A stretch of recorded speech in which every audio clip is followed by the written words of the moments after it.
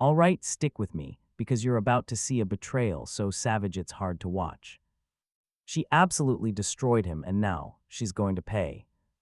In this game, newbies are treated like actual trash, getting zero help from anyone. Our main character was constantly humiliated for being weak, unable to find a single party. But this girl seemed different, saying she was partyless and he seemed perfect for her. As they left the city, she told him he looked like a real knight in his gear. And that one sentence was all it took for him to imagine their entire future together. We're talking first kiss, marriage, family, even kids, but then they reached a quiet spot. Just outside the city, she touched his heart, literally, with the tip of her magic staff. As he was falling, he asked why she would go this far just to steal his items. But she just scoffed, saying she had no use for garbage loot like his. She even called him a poor beggar's kid for having such weak equipment. After completely crushing his pride, she PK'd him for good. Her reason, she was just sick of all the losers in the game. And with that, after killing her 1000th newbie, she unlocked a secret class. She became the game's very first goddess, Chronolife, and left on another mission. But for the player she just killed, there's a huge penalty waiting. He respawns in the city having lost half his experience and half his power. Remembering how everyone treated him as weak, our hero, Jiu, decides to risk everything. He's going to try and upgrade his worthless starter items. First up, his sword. Total failure. Furious, he tries his glove next, hoping to make up for it. Another brutal fail. After strike, Jiu ends up destroying all his gear. Not a single piece could be upgraded. His life in this game was over. All he could do was cry, but then a small twig fell beside him. It's a free starter item for beginners, the kind of junk that players just toss away. Now pay attention because this is where everything changes. He tries to upgrade it, it works. The item got a single upgrade, plus 1 extra damage. He tried again, it worked again. Annoyed by the pure irony, Jiu decides he'll just keep upgrading this junk until it breaks. His arm was about to give out when he landed the final strike with his hammer. The stupid stick was upgraded to the max level, a whopping plus 99. He couldn't believe it. Jiu got so nervous he accidentally dropped the stick. The moment it hit the ground, the game registered it as an attack. What followed was the biggest explosion humanity had ever witnessed. An attack so devastating, it almost cracked the entire planet in two. As he stared at the destruction, notifications frantically flooded his screen. He had just shattered the record for players killed in a single attack, 850,000 gone. After finally accepting he now had the most broken power in the game, Jiu made a decision. He was going to use this for one thing, revenge on those who looked down on him, especially her. But Jiu is still broke. He doesn't even have the money for new clothes. While walking, another player bumps into him, gets angry, and starts threatening him. Jiu just says, "You asked for it," and taps him with his little stick. The player explodes, taking a whole section of the city with him. Everyone nearby immediately knew he was the one causing all this chaos. Jiu was feeling confident, but a system alert suddenly popped up. His god-tier item only has 3 uses left, and trust me, he's going to need every single one. Alright, let's break this down. He's got the world's strongest item, but with only 3 uses left. Wasting it on petty revenge, not a chance. This time, he's thinking bigger. He's going to use it to get famous by taking down the game's strongest boss. So he heads to the Valley of Death, and right away, Jiu hears a terrifying roar. It's the apex boss of Chronolife himself, Eurus, the two-headed dragon. Eurus tries to intimidate Jiu with a show of force, but before he can even finish his monologue, he gets hit so hard one of his heads is just gone. Pay attention, this changes everything. Yeah, the tables just flipped. Suddenly Eurus wants to negotiate, but Jiu isn't here to talk. He's on a time limit. With only 3 charges left on his weapon, he had one goal. Take out the strongest boss and power level to the absolute max, so he hits him again. The next attack completely wrecks the dragon, but Jiu knows his powerful weapon is fading.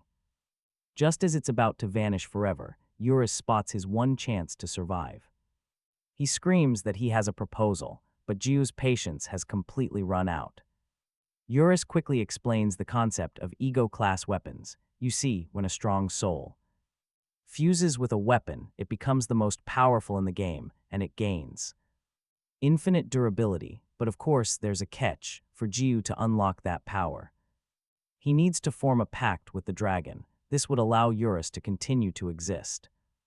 As a soul living inside the weapon, Jiu doesn't hesitate for a second. Deal. And just like that, Eurus fuses his soul to the stick. The item immediately becomes way more powerful.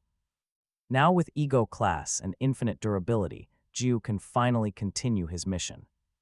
His revenge, because now he can unleash his full power without any limits. Meanwhile, back in the city, things are absolutely blowing up. Wanted posters for Jiu are plastered across every single kingdom, dead or alive. The reward, a cool one. Billion gold, and if that wasn't enough, the cavalry has arrived. Adventurer guilds from all over the kingdom are mobilizing to take care of this problem. We're talking the 5 strongest guilds in all of Chronolife, all led by their insanely powerful leaders. They have one single mission: hunt down the man who wiped out over 850,000 players. In one shot, he's a threat to everyone, and he must be stopped. And to lead this new super alliance, they chose the most respected warrior there is. The Castle King Arden, the powerful leader of the Justice Guild, under his watchful eyes. The World Union Guild is officially formed, and they declare all-out war on Jiu. But his weapon now has infinite power, and Jiu can go all out. And look, while he's just casually strolling through the capital, happy as can be, Jiu gets a sudden shock. A creature pops right out of his weapon, but then it speaks and he realizes it's Eurus, the two-headed dragon from their pact. Jiu actually thinks his new form is pretty cute. Too bad only he can see the little guy. But hold on, it's not all sunshine and rainbows. Because all that good feeling is about to come to a crashing halt. He picks something up. It's his own wanted poster. Trust me, the shock on his face says it all. He looks around and sees tens of thousands, just like it plastered on every single wall. All over the city, Eurus, on the other hand, is shouting with pure joy. He says this was expected from his new master, who took down 800 people in one hit. A feat he himself couldn't even dream of matching, besides that 1 billion gold bounty. That's 1 billion in real-world cash, which he calls super fancy. Jiu is confused. How can an AI use slang like that? It should be against the game's rules. But Eurus just replies that nobody cares, since he's technically already kicked the bucket. So what's Haisung going to do now? With a bounty this big, users from all over the world are gonna be coming for his head. Eurus suggests maybe they should just eradicate the humans once and for all. Now pay attention to Jiu's reaction here. He looks to the side, remembering the stick he dropped, then stares at the scattered posters. He thinks to himself that this feeling isn't actually bad at all. He feels like he's finally become a celebrity. He announces that since it's come to this, he'll have to adopt the LHS style. Eurus, totally confused, asks what that even means. Our protagonist explains it's an acronym: loser hiding strength. A classic archetype where a powerful person pretends to be a complete weakling. Eurus questions why on earth he would do that, arguing that humans would just ignore him, thinking he's a nobody. But Jiu says he just doesn't get it, that this is gonna be fun. He asks if Eurus has seriously never seen a story like this before. To the eyes of others, he's a weakling, but in reality, he's the protagonist. He needs to enjoy his fantasy life to the fullest, until suddenly he gets hit by an arrow. Eurus is stunned. Jiu collapses, spitting blood onto the ground. He lays his head down as Eurus flies over him, frantically calling out his name. On a rooftop, we finally see him, Hawkeye, holding a rare cyan-colored bow with a quiver full of arrows in the same color. He yells out that he's hit the target. Below, his army charges toward Jiu, who is still on the ground as troops from Arden Castle swarm in and surround him. Hawkeye roars, "In the name of the Supreme Commander of the 5 Guilds Union, I order you to bind this fiend who murdered 800,000 people and throw him into jail." The soldiers all roar back, ready to obey. Eurus, desperate, asks if he's okay, urging him to get up immediately. "These humans might be weak, but you'll be in deep trouble if they all come at you at once." But despite the arrow stuck in his chest, Jiu gets up, facing the Arden army head-on. The soldiers shout that the enemy is on his feet. Hawkeye orders, "Don't give him a second to breathe. Attack all at once." Eurus calls out his name once more, terrified. But Jiu, he's taking back everything he just said. He rips the arrow from his chest and hurls it to the ground with contempt. Gripping his staff tightly, he says he just wanted to live his life peacefully like a background extra. But these idiots brought this destruction upon themselves. An immense explosion of energy erupts, illuminating the entire realm.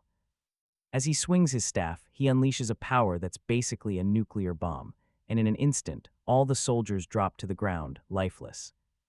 Hawkeye coughs, barely clinging to life. He can't believe what happened. In a single moment, his entire army was completely annihilated. In shock, he realizes the capital of the First Realm had just vanished. Suddenly, Jiu appears right in front of him. Hawkeye stares at him, absolutely terrified. As our protagonist moves closer, the elf pulls a summoning orb from his clothes, capable of calling as many users as he desires. Hawkeye shatters the orb, and a massive magic circle appears beneath his feet. As dozens of other portals rip open all around, the elf shouts, "Answer my call." All members of the Union activate large-scale teleportation. Tens of thousands of people begin pouring out from every single portal, as Jiu just watches the scene, showing absolutely no reaction. The new soldiers completely surround him, revealing an army of millions from the World Union. Yep, you heard that right, 3 million people. Summoned for a single purpose, to deal with Jiu, Hawkeye points right at him and screams to his army, "Attack." At his command, the warriors surge forward in unison. Seeing the wave of enemies, Jiu just lets out a heavy sigh. He then shifts his staff to the side. Now watch this. With a single motion, he effortlessly cuts down an entire row of soldiers. Everything in the path of that attack is completely vaporized. Eurus watches, absolutely stunned. Jiu swings his staff to the other side and then thrusts it forward, wiping out another huge chunk of the army. The dragon, Eurus, is in total shock.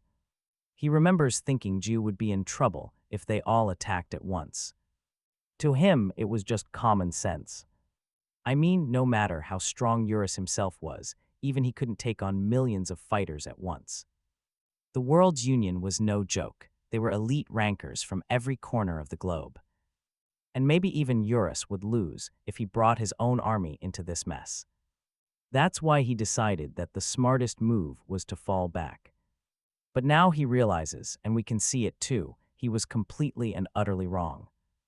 Seeing an opening, a few soldiers from the crew's lineage charge forward, raising their swords and spears. They leap straight for Jiu, trying to pierce him, but our protagonist just moves his staff, annihilating them all with a single touch. Another whole row of the army is just split in two. In the background, Abracadabra, with her assistant mages, starts preparing a massive spell. Jiu senses the power building behind him and turns to see a giant magic circle forming in the sky. Abracadabra casts the ancient enchantment of destruction, a spell powerful enough to disintegrate him completely. A colossal beam of energy hurtles toward him, and our hero just watches with a surprised look on his face. He actually thinks to himself that the spell's name was pretty cool, and decides right then and there he needs a cool name for his own moves. Then he swings his staff straight up. The strike slices through everything in its path, extending way beyond the atmosphere. Arise, he names it. The magic circle and the ancient spell are just gone. Let that sink in for a second. Stunned, Abracadabra can only stammer out how he shattered her ancient magic. The royal sorcerers get ready for their next command, but before they can even move, Jiu brings his stick upward again. He calls this one attack. He cuts through everything in front of him, sending the mages flying into oblivion. The result of 1 against 3 million wasn't just overwhelming. It was a massacre. The World Union Guild was completely defeated. Hawkeye is kneeling on the ground, just breaking out in a cold sweat from pure terror. He keeps repeating that he can't believe it, until Jiu appears right in front of him. Jiu says he intentionally left him alive because thanks to him, it was getting hard to control his strength. The elf asks why he wasn't killed. Jiu just sighs, saying it's obvious. Earlier, he was the one who shot that arrow. Hawkeye panics, but his face is met with the stick. As expected, the battle that day became a legend.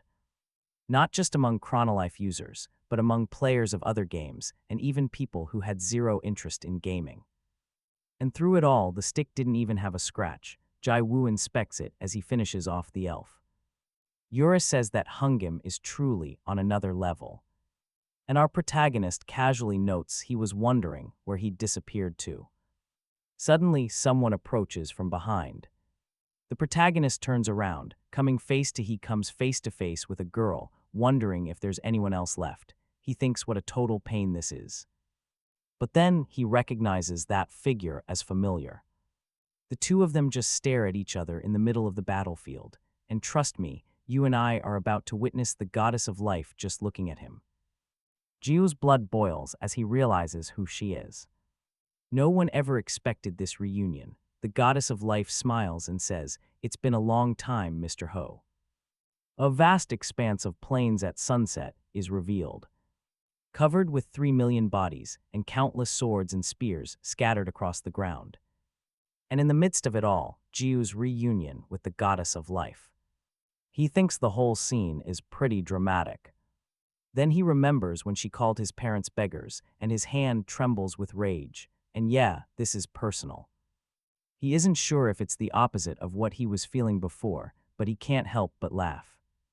The goddess of life asks how he has been. She even comments that it must be fate, since she didn't expect to meet him again. But Jiu calls that complete nonsense, saying that just one look at her tells him someone terrible was hunting him down. The goddess smiles, wanting to know if that's the impression she gives off. Jiu says that even though he wants to crush her, there's still something he wants to ask. Did she dye her hair? The goddess is happy he noticed, explaining that she took his life to change her class to the secret goddess of life, and that's why her hair color changed. Jiu just stares at her coldly. Raising his staff, he says her job may be goddess of life, but she took 1,000 lives, so really it should be goddess of death. The goddess agrees, finding the observation pretty amusing.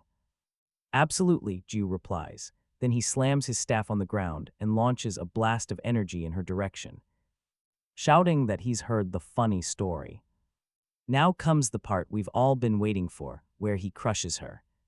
The goddess questions if he's being a bit too fast, but the explosion goes off, devastating the area even more. Jiu looks at the smoke, completely expressionless. "What a shame," her voice says. "I would have liked to talk a little longer." Then she suddenly appears right behind him. Jiu spins around instantly and slams his staff on the ground once more, and the explosion cracks everything in his path. Eurus yells that the target was hit. As expected of Hyung Nim, a perfect strike, like slicing a catfish. Jiu replies that it was obvious, since those gentle-looking types are usually all talk.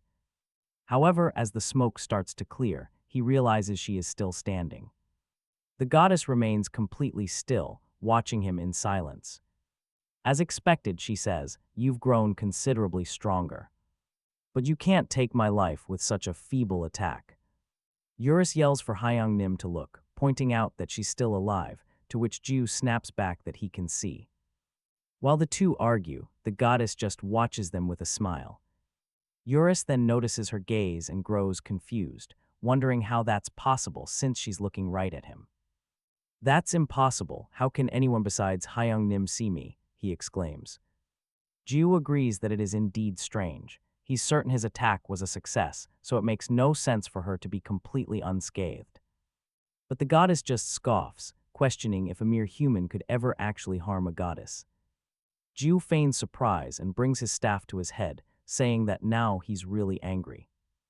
and then he charges toward her at full speed. As the goddess simply waits for the attack, you know this is gonna be epic.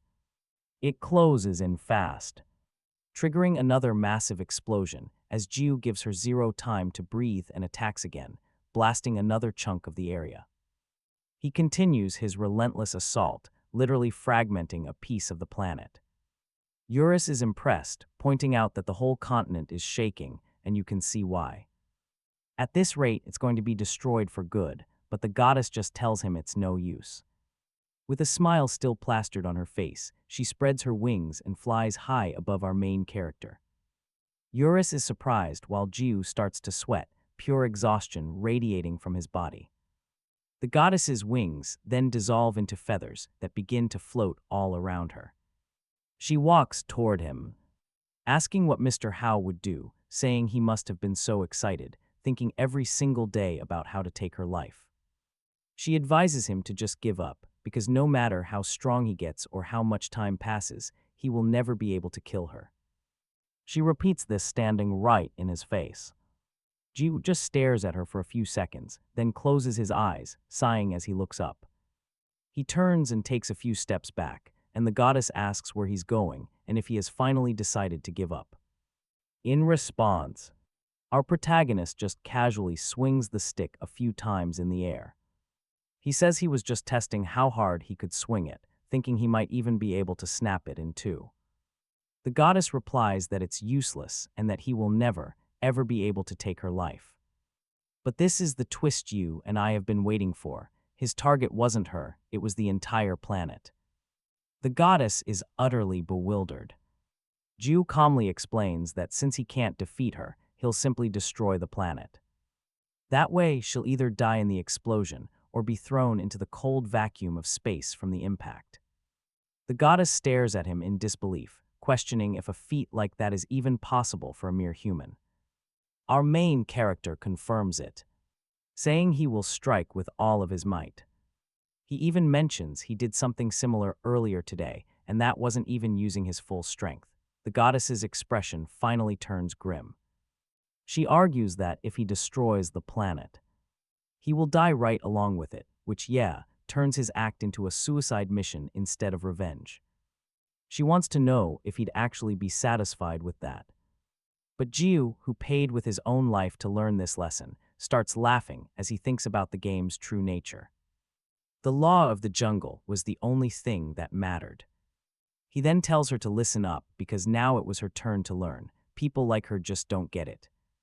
Raising the staff, Jiu repeats that you should never mess with someone who has nothing left to lose. The goddess becomes apprehensive and tells him to wait. But Jiu swings his staff with every last bit of his strength. The moment he strikes the ground, everything begins to completely shatter. The goddess and Eurus are caught in the blast, while Jiu maintains that terrifying smile on his face. The entire world is fragmented into 6 pieces, splitting planet Earth in the exact same way, and then immediately exploding into a supernova. The event rips through the entire Chronolife universe. And with that, you and I just watched it all get destroyed by one blow from Jiu. Lines of data begin scrolling down a screen. Meanwhile, in the real world, inside a room full of virtual reality pods, an attendant is sleeping on his shift. Suddenly, a player screams in frustration after getting kicked straight out of Chronolife. He's wondering why he was disconnected out of nowhere when they hadn't even reached the final boss. Other players also start questioning it. What happened? He asks the attendant, wondering if he hit the main switch. The employee, finally awake, tells everyone to calm down. He explains it's not a power outage or a tripped breaker. A young guy figures it might be a server issue with Crowley, the game's company. Just then, someone else shouts, an announcement just dropped on their homepage. The notice confirms it, a server problem with Chronolife. The reopening date to be announced, everyone is in total shock. They can't believe the server actually crashed, but one player is still in. His pod still shows in use, even with the server completely down. Back inside the game, a synchronization notification pops up on the system. The client updates to version 1.7, and checks for connected users.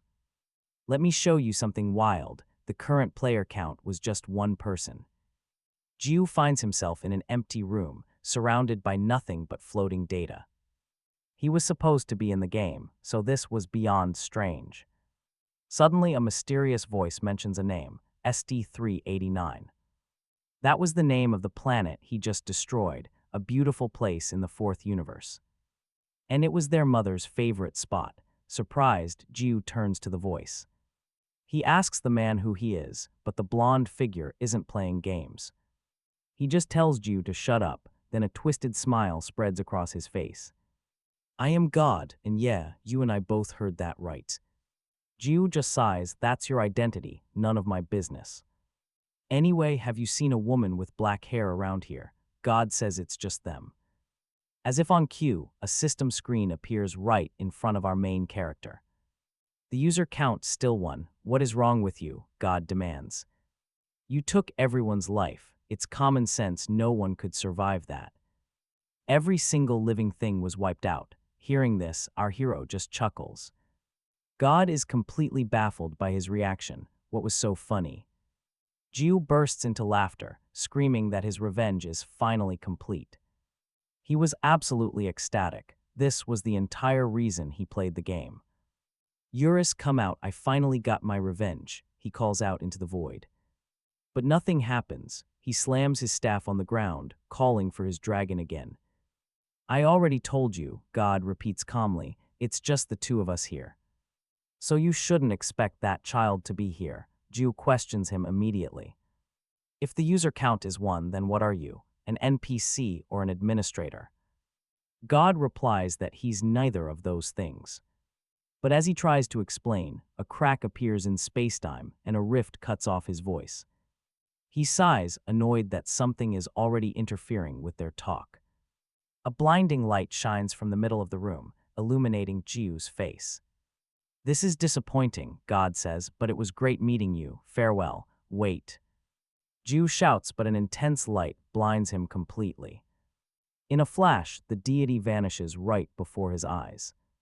The game server finally shuts down, and our hero is disconnected. Back in the internet cafe, his is the only capsule still lit. It hisses open. The young man pulls the virtual reality headset off his head, furious. Why the hell did he show up now? And trust me, that's a question we both want answered. And that's when he spots him, a blonde man with a cigar, staring right at him. The man stands up, walks over, and you just know he's about to drop a bombshell. He starts reciting his details. Li Jai Wu, age 21, you've been playing Chronolife for 3 months. And your chosen weapon was the level 99 stick. Correct, Jiu confirms. He then demands to know who this guy is. Taking off his glasses, the man makes a declaration. I'm the one who's going to steal your stick. Mentally, our protagonist tries to make sense of his situation. He's just an ordinary college student who happens to enjoy playing Chronolife. In fact, until recently, he was a total beginner. But by a complete stroke of luck, he managed to create a level 99 stick. With it, he'd beaten up everyone who got on his nerves, including the woman who cheated on him. Then some guy claiming to be a god appeared and vanished, and now he's here. In a restaurant surrounded by guards, food is then served at their table. While the blonde man eats like there's no tomorrow, Jiu just watches. Eat, the man says. The lady who runs this place is a great cook, Jiu agrees, wondering what the hell is even going on. The man explains that this is the Gukbap restaurant he used to visit all the time when he was broke. That was 15 years ago. My company was established during the early stages of Chronolife's development. And that's when the pieces click into place for Jiu. It can't be, the blonde man formally introduces himself. I am the president of Chronolife, Choi Diabe, the actual president. Can you believe this? I thought you were a gangster, Jiu admits. And who are all these guys? They're company employees, modelers, music directors, marketing leads, Diabe replies. Jiu admits he was scared, thinking they were mobsters, and asks why. The president of Chronolife himself would come after him personally, didn't I tell you? Back in the capsule room, I've come to retrieve the level 99 stick. Our protagonist is completely shocked to hear that. Why that look on your face? Diabe asks. As a game company, it's only natural for us to retrieve bugged items, but I'm the one. Who enhanced it? Jiu protests. 3%, Diabe replies flatly. That's the official success rate after enhancing an item 10 times, and of course, after that. The chance drops even lower, you probably know that. The revelation leaves. Jiu's stunned, but he argues that if it wasn't a bug, then there must be a chance. He abruptly stands up from the table, but Diabe lets out a deep sigh and warns him, the level 99 stick will be in my care. Now let's jump into the world of Chronolife, near the town of Frontal, where a giant monster is on the move. An open field, it's a level 21 Garrus, a party of players readies themselves. Shouting that the monster is coming, the party's mage casts a fire spell. Launching a fireball that completely engulfs the creature, the monster screams in agony. The party leader celebrates that it worked and orders them to repeat the attack. However, a girl named Kyo unleashes her power and runs alone straight towards the monster. The leader warns her not to advance alone, but it's too late. The girl is brutally attacked by the creature, which hurls her high up into the air. She flies right towards the group's priestess and lands directly on top of her. Just like that, they're both incapacitated. In a panic, the other members shout that they're in big trouble and that they need to get up and run, watching it all. From a distance, our protagonist remains motionless for a moment, and trust me, you and I both know what he's thinking. He lets out a quick sigh, wondering what he should do. Beside him, Eurus eats a snack. Let's dive in. What's Jiu going to do? He thinks for a moment, then picks up his stick and looks at his normal stats, and he remembers. That talk at the restaurant, Diakbi had said he would keep the plus 99 stick, which left Jiu completely shocked. But the CEO just replied that it was the company's official decision. Jiu protested that it wasn't fair, but Diakbi explained he'd investigated it himself and the stick was not a bugged item. From that point on, the company would no longer touch his account. Whether he defeated the strongest boss in the game, killed 3 million players, or even blew up the entire world, he was free to do anything he wanted. Then Diakbi put more salted vegetables in his soup and offered it to Jiu, saying the choice to add them or not was completely his. Jiu just held the plate and stood up from the table. But just then, the old lady who owned the restaurant smacked Diakbi on the head, scolding him for putting that stuff in the soup. She complained he was driving her crazy. After she'd spent all night preparing the perfect bone broth just for him to go and ruin it like that. Seeing the whole scene, Jiu slowly lowered the plate of vegetables. Back in the present, Jiu stares at his stick, thinking about that salted vegetable soup. But then his attention is caught by a nearby party leader who is completely losing his mind. He's demanding to know what kind of useless player Kyuka is. Complaining she can't hold her position, the absolute basics for party hunting. According to him, she was just acting like a total troll. And because of her, their whole party would have to slow down their hunt, all because she was there. Jiu recalls a favor Diakbi had asked of him. He said that even though it might sound suspicious, Chronolife was a seriously good game. Freedom, romance, adventure. It was a fantasy world bigger than anyone could possibly imagine.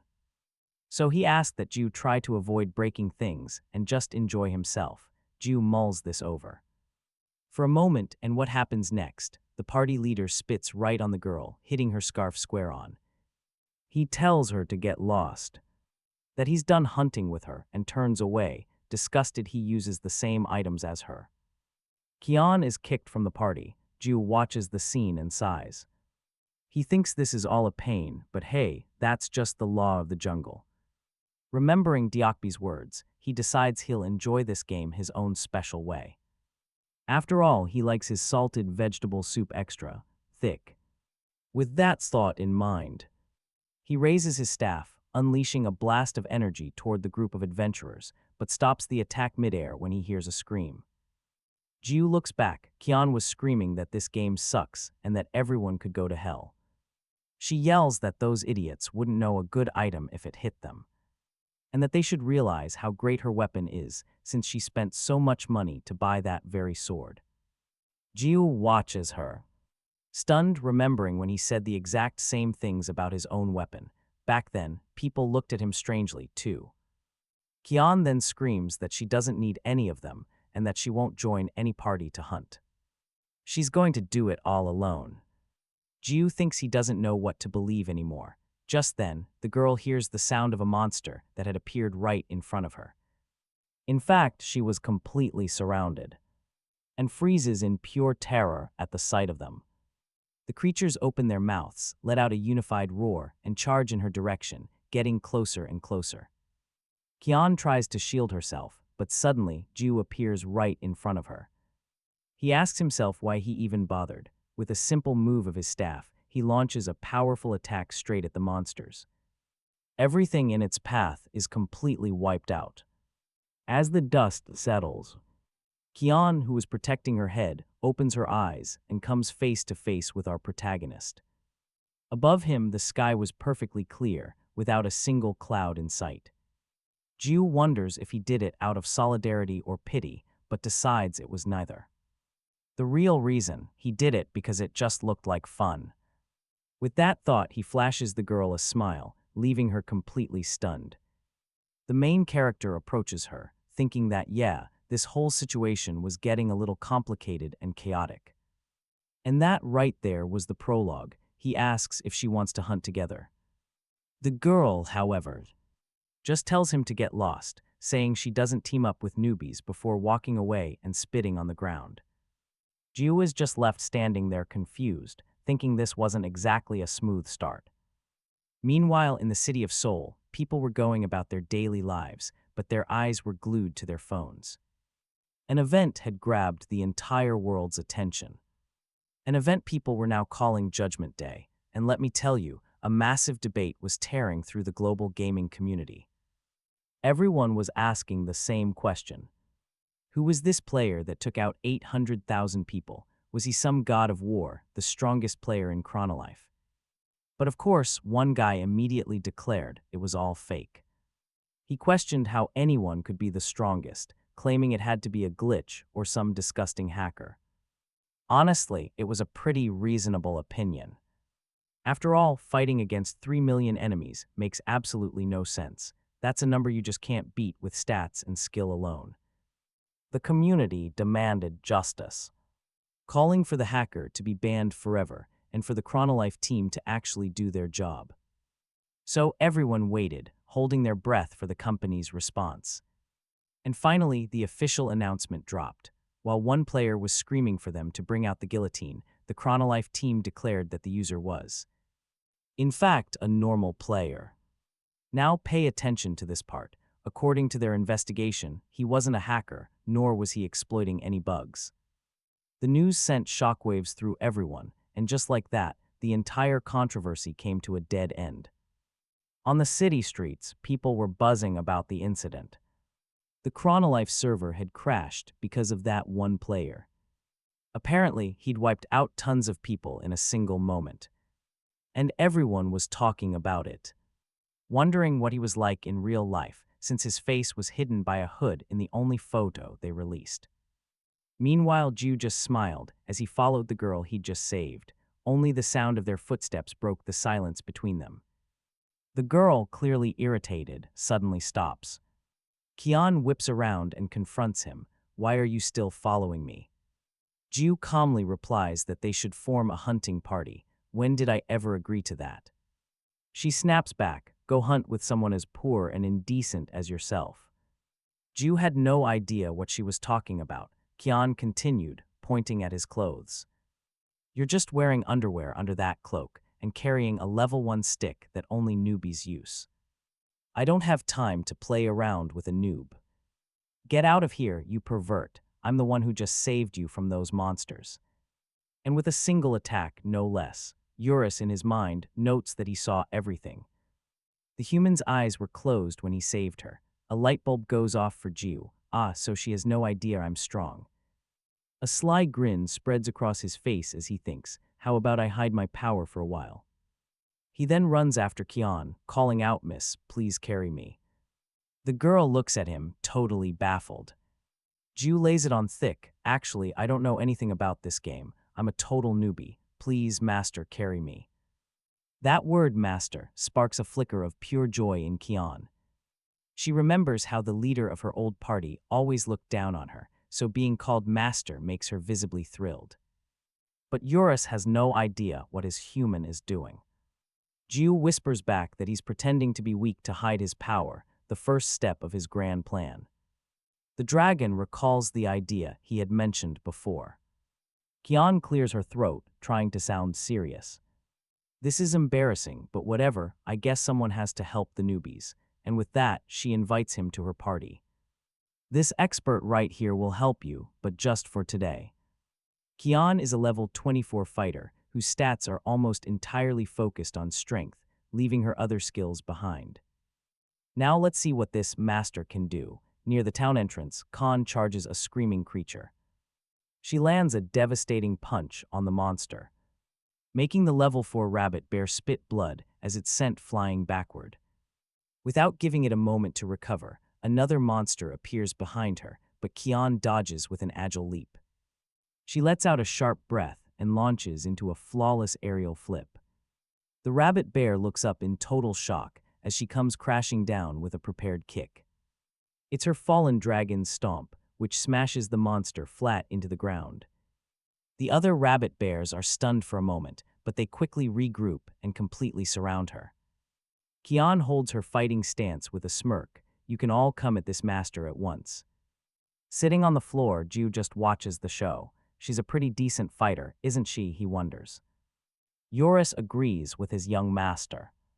The protagonist, however, adds that no matter how low-level the monsters are, getting surrounded by so many of them is still incredibly dangerous.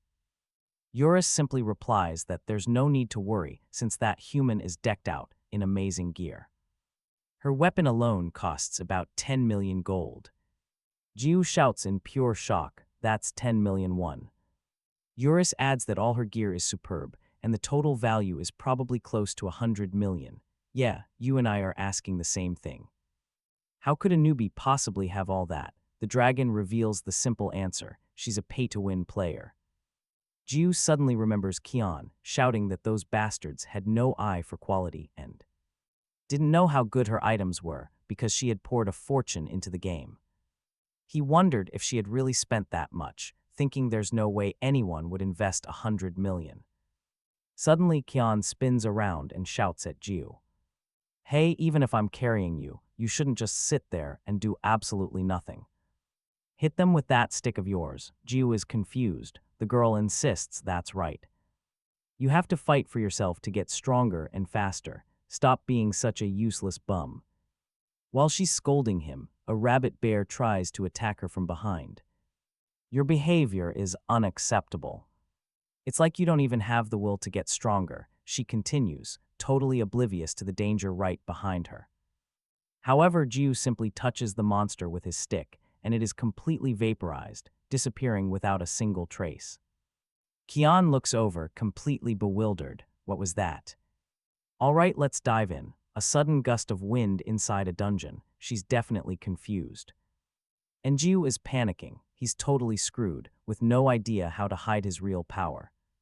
Just then, a message pops up for Kian. Her handler is ordering her to log out. Immediately, a 10-minute warning. Kian reads the message and lets out a deep sigh. She tells Jiu she's logging off for a bit, promising to be back in about 30 minutes. In the meantime, he should just keep hunting monsters. Jiu's completely baffled. What's her deal, just ditching him whenever she feels like it? He can't figure her out. He wonders what she even does in real life to blow 100 million on a game. Eurus has no clue either, but his best guess: she was probably born with a silver spoon. The scene cuts to a seriously luxurious building. Inside one of the rooms, there's Kian. Now pay attention, because we're about to see her real life. She disconnects from the game. She gets out of bed in sighs, staring at the VR headset, lost in thought. Everything that just happened replays in her mind, and a smile appears as she remembers Ju. Suddenly, the door slams open, and her producer storms in, absolutely livid. "Are you out of your mind?" The producer is raging, seeing her still sitting there. She yells that Kian must have decided to just quit her job for good. Kian snaps back that she was literally just taking it off and to open her eyes.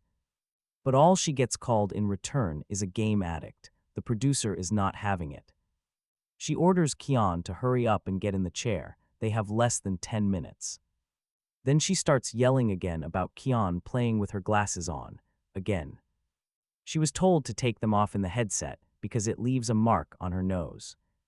Kian argues back, saying she gets anxious without her glasses on. Besides, the mark is tiny, nothing a little makeup can't hide. Her producer just glares. She sighs, muttering what a pain this is, but tells her to sit down, now. If it wasn't for the money, she swears she would have wrung her neck by now. The makeup is laid out, and the producer snatches Kian's glasses right off her face. Time to get ready for work. Kian pulls out her hair tie, letting her long hair fall. On a massive music show stage, the host is hyping up the crowd, thanking them for waiting. It's time for the final performance of music banking. She's been #1 for 13 consecutive weeks, a true phenomenon. A huge idol, the best singer-songwriter of our time, presenting Han Sarang. Sarang starts to sing a beautiful song about her first love. The crowd goes wild. Afterwards, she greets everyone, introducing herself. So Han Sarang is an idol. Okay, I know what you're thinking. A secret gamer superstar. And yeah, it gets better. Back in the dungeon, the rabbit bears are charging straight for Jiu. He figures he should probably practice a bit before she gets back. Eurus is curious. What kind of practice does he have in mind? Jiu explains that if he wants to hide his power, he first has to learn to control it. In other words, he's going to try attacking without actually killing anything. The scene shifts to a massive explosion ripping out from a distant planet. And you and I are about to meet a divine being who watches with a smile. He thinks the idea sounds fun, turning to ask a motherly figure next to him if she agrees. Turns out, Han Sarang was a second-year high school student when she started. She entered the music industry young and had a really tough, unpopular start. But now she's clawed her way to become the top singer-songwriter of today.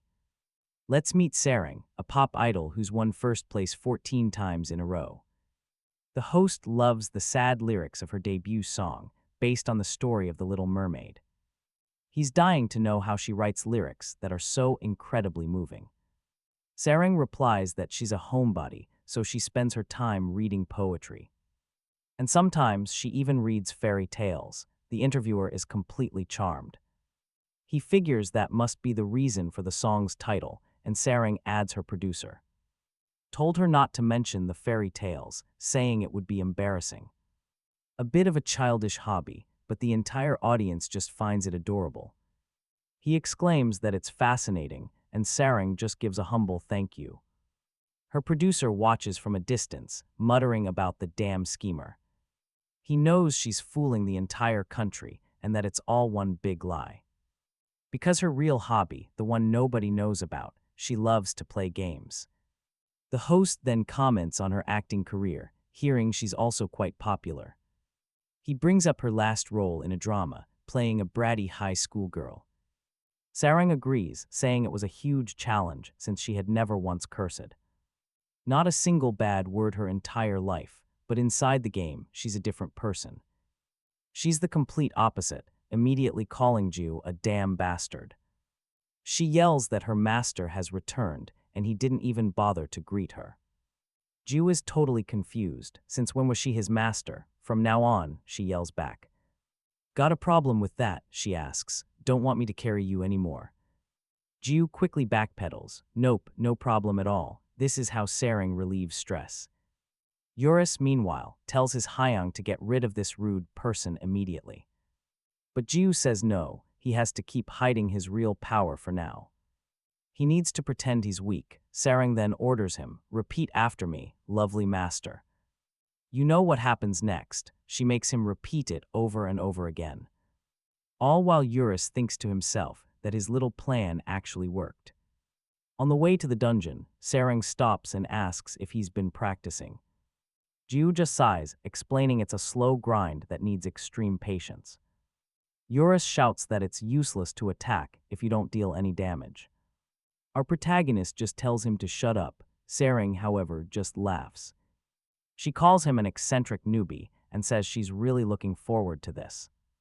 Then she realizes she still doesn't know his name and asks the underpants guy. Jiu is stunned, sure he already told her. He tries to say his name again. But she just interrupts him, announcing she's just gonna call him Underpants. That sounds good, she says with a smile. Our hero is completely frustrated. Why did she even ask his name in the first place? Meanwhile, they're being watched. A bearded man smirks from the shadows. Found her. His subordinate asks for orders. The leader tells him to gather every single member of their guild. They are all to meet in this dungeon, because today they will have their justice. Up ahead, a rabbit bear appears, a level 22 monster, and it's approaching her. Sarang simply orders Underpants to go, and he obeys like a trained puppy. He charges towards the monster, and they both let out a battle cry. The protagonist plays dumb, acting like a complete idiot as he runs in. He slowly brings his staff forward, carefully touching a single hair on the beast. And just like that, its head is brutally crushed. Nobody has any idea what just happened. It slams to the ground, but its health points don't hit zero, not with a single bar of health still remaining. And Jiu is actually pleased the monster is still kicking, realizing his hit without killing strategy was a complete success.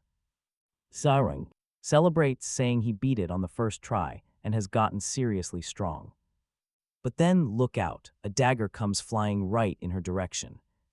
Sarang senses the danger and reacts instantly, yanking Jiu's shirt to pull him away while deflecting the weapon with a perfectly timed kick. The bearded man snatches his dagger from midair. His face twisted in a snarl, commenting that she's incredible, but she should thank her gear for that. Sarang questions him, demanding to know who he is. The man, known as Mr. Kim, feigns being hurt and asks if she's already forgotten his voice. He reveals that everyone present are members of the Hallison Guild. Upon hearing the name, Sarang repeats it with total contempt. Mr. Kim just jokes that it's been a while, and now he wants to know what the two of them are plotting. Then he orders his subordinates to attack. Sarang warns Jiu to get back, saying it's dangerous, and immediately drops into a battle stance. The assassins charge, their weapons drawn. In a flash, she plants a direct kick right into the face of one of them, who crumples, bleeding and knocked out instantly. Sarang uses his body as a foothold to leap, pulling off a crazy acrobatic flip in midair. She yells out the skill name, Fallen Dragon Stomp, and smashes the ground with so much force it sends all the assassins flying. Their leader just screams for everyone to attack at once. Watching the scene, Jiu asks what's happening and Eurus admits he has no idea. The main character, however, comments that he can guess just by looking at the situation. He figures the Hallison Guild members have picked a fight with Sarang sometime in the past, and despite clashing a few times, they always end up getting beaten. Apparently, this guy just doesn't know when to quit and has shown up again seeking revenge. Jiu also notes that they're all weak, a whole group around level 20 being completely demolished by her. Eurus can only agree. As the fight rages on, Kim comments that everything is going exactly as planned. With Sarang totally distracted, he gives the signal. And here's where the real trap is sprung. A new figure vanishes from her position with a lightning-fast dash and reappears right behind Sarang, pointing her claws at her back. Sarang spins around, surprised, and sees her opponent is empty-handed, concluding she must be a fighter class. The woman then activates the steel skill. A bright light floods the area, momentarily blinding Sarang. She is shocked to realize that her battle fists have simply vanished. The thief smirks, remarking that the weapons were incredible. Darling must have been born with a silver spoon in her mouth to own the silencing fist. Jiu asked what kind of skill that was, and Iris replied that it was steel from the rogue class. But he found it strange, since the skill wasn't supposed to be nearly that overpowered. Ju just scoffed, saying he didn't care since she had nothing to steal from him. After all he owned was his underwear and his cloak. But then it hits him, the existence of his stick. Ju glances to the side with a horrified smile. He then shoots to his feet and runs off screaming in absolute terror. Kim remarks that, come to think of it, there was someone else there, but they weren't worth his time. Just one look at the kid was enough to tell he was a rookie with nothing of value. But as Ju backs away, the thief's eyes light up, and you and I both know that look spells trouble. And mocks Kim, saying he wouldn't get it. Stealing from someone with nothing is way more satisfying. In a flash, she appears right in front of our main character, calling him darling and asking where he's running off to. Ju is on edge as she points her hands at him, realizing this is no time to be hiding his power. He grips his staff, ready for a quick slash, but then absolutely nothing happens. Everyone freezes, even Yuru. When the smoke clears, Ju's standing there empty-handed, his main weapon just gone. The thief just smirks, telling him the stick belongs to her now, making our hero break out in a cold sweat. She threatens to swipe his hood next, saying he'll be left completely naked except for his underwear. But suddenly, a shadow falls over the thief's face. Now you and I need to watch this part closely. She looks up and sees the true form of Eurus looming over her. The entity demands to know how some arrogant mortal dares to wield him without knowing his name. She hits the ground, completely terrified, dropping the weapon right next to our protagonist. Ju looks at his staff and immediately picks it back up. The system announces that the soul of Eurus rejected the enemy. Our protagonist is the weapon's one true owner. A part of Eurus emerges from the staff, questioning how anyone dared to try and claim him, saying no one could possess him except for Hungam. Looks like the thief got way ahead of herself. Ju just casually reaches out and pats the dragon's head, which seems to embarrass it. The thief, trembling with fear, coughs and stumbles back, completely unable to process what she just saw. She's wondering what that thing was, a ghost. No, it felt way too real. Kim snaps at her, asking if she's already forgotten her job. She stands up, firing back that she'd never forget. She's a professional mercenary. All she cares about is the money. At that moment, Sarang charges in screaming and tries to land a flying kick right on the girl. "Give me back my weapon, you little thief," but the girl easily dodges. "You scared me," she says. "What a nasty surprise attack, but I think you're after the wrong person." The weapon's over there. Watching this unfold, Kim just grins. Sarang fumes, calling them bastards and swearing to kill them, but let's pause. Because she suddenly starts to fall, fainting after a single touch from our main character. Ju calmly explains that this is his own skill. Strike without killing. The thief is confused, asking what he's doing. Weren't those two on the same side? Our protagonist just says he was hiding his true power. What the hell is that supposed to mean? She asks, but is immediately blown back by a massive shockwave from him. In an instant, all the assassins are wiped out. The thief is just stunned by the display. "Darling," she asks, "did you just do all of this?" Ju smacks her on the head. "Yes, I did." Her HP drops all the way down to a single bar. Ju uses his strike without killing skill again and says, "I've been through a lot, so my mind has gotten much stronger.